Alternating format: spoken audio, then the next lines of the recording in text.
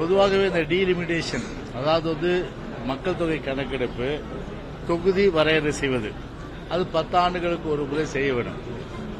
ஆனால் 2 முறை வந்து கான்ஸ்டிடியூஷனல் அமெண்ட்மெண்ட், அதாவது அரசமைப்பு சட்டம் வந்து திருத்தப்பட்டு தொகுதி வந்து மறுவரை செய்யல. அதே போல வந்து மக்கள் தொகை கணக்கெடுப்பு எடுக்கல. சமீபத்தில் வந்து தொகுதி மறுவரை வந்து 2026ஆம் ஆண்டு பொறுத்தவரை வந்து ஒரு அரசியலமைப்பு சட்டம் வந்து திருத்தப்பட்டு அதன் அடிப்படையில் வந்து ஃப்ரீஸ் பண்ணிட்டாங்க. அதாவது 2026 39 சீட்டுன்னு சொல்லிட்டு ஒவ்வொரு மாநிலத்திலையும் இருக்கிற சீட் அப்படியே இருக்கும். ஆனால் இப்போது நாங்க கேட்கிற கேள்வி, ஒரு மத்திய அரசு கிட்ட இருந்து எந்த ஒரு தாக்கீதும் வரல. மத்திய அரசு கிட்ட எந்த ஒரு தாக்கீதும் வரல. மத்திய அரசு கிட்ட எந்த ஒரு தாக்கீதும் வரல. அதே போன்று தொகுதி மறுவரை செய்வதற்கு அதற்குண்டான நிதியும் வந்து ஒதுக்கப்படல. ஏதோ சத்தாங்க, அதுக்குண்டான நிதியும் வந்து ஒதுக்கப்படல. அதாவது மத்திய அரசு எந்த தாக்கீதுன்னு சொல்ல, தொகுதி மறுவரை செய்யல.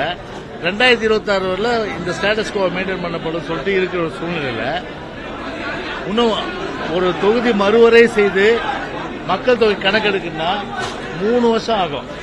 3 வருஷம் ஆகுற சூழ்நிலையில எதுக்கு இந்த அவசரம்? நாங்க தீர்மானத்துக்கு ஆதரவு கொடுத்தோம்னா தமிழ்நாட்டுடைய, அதாவது ஒரு உரிமை குரல், ஒரு வரையறை வந்து எந்த காலத்திலும் வந்து குறையக்கூடாது.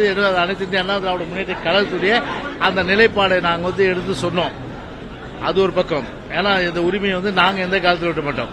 ஆனால் உரிமையை பற்றி பேசுவதற்கு இந்த திமுக அரசுக்கு, குறிப்பாக முதலமைச்சராக உள்ள ஸ்டாலினுக்கு அதற்குண்டான முகாந்திரம் இருக்கின்றதா? இல்லை.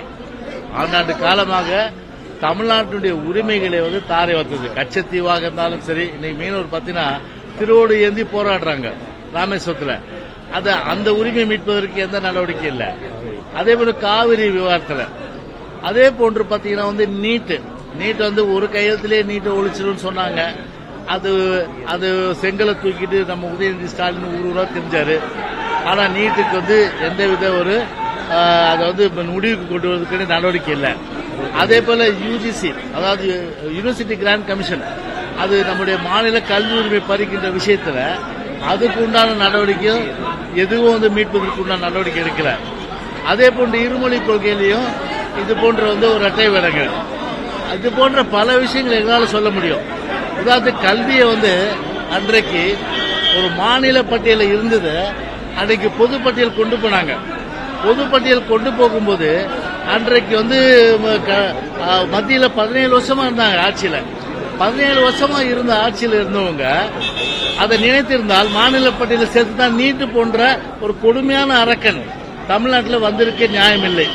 அதே போன்று நிதி பகிர்வில் மாநிலத்தில் வந்து பார்த்தீங்கன்னா வருகின்ற வருவாய் கொண்டு அதற்கேற்ற வகையில வந்து நாம் வந்து நிதி பகிர்வு அளிக்க வேண்டும் என்ற வகையில வந்து அதற்கேற்ற வகையில சட்டத்திட்டத்தை கொண்டு வரணும். இப்போ உதாரணத்துக்கு சொல்றேன், 69% இடஒதுக்கீடு 96ஆம் ஆண்டு காலத்தில் இது புரட்சி தலைவர் அம்மாவை பொறுத்தவரை அன்றைக்கு முதலமைச்சர் உச்சநீதிமன்றம் ஒரு தீர்ப்பு கொடுக்குது 50% போகக்கூடாதுன்னு. நாங்க சும்மா இருந்தோமா?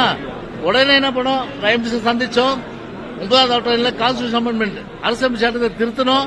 அதன் அடிப்படையில் வந்து பார்த்தீங்கன்னா இன்னைக்கு 69% இடஒதுக்கீடு இன்னைக்கு இருக்குது. அதே நான் மேலேயும் எங்களுடைய உரையிலே குறிப்பிட்டோம். அந்த மாதிரி வந்து உறுதியான ஒரு நடவடிக்கை எடுக்கணும். அப்படி எடுத்தாதான் வந்து இதை நம்ம வந்து தக்க வைக்க முடியும். ஆனால் இப்போது இருக்கின்ற அந்த சூழ்நிலையை பார்க்கும்போது ஒரு நாடகம், அதாவது கமலஹாசன் கூட வந்திருந்தாரு, அவருடைய பாடலே சொன்ன ஒரு நாடகம் அரங்கேறுது, நல்ல காட்சி நடக்குதாமான்ற மாதிரி ஒரு நாடகம் தான் இன்னைக்கு வந்து அரங்கேற்று இருக்காங்க.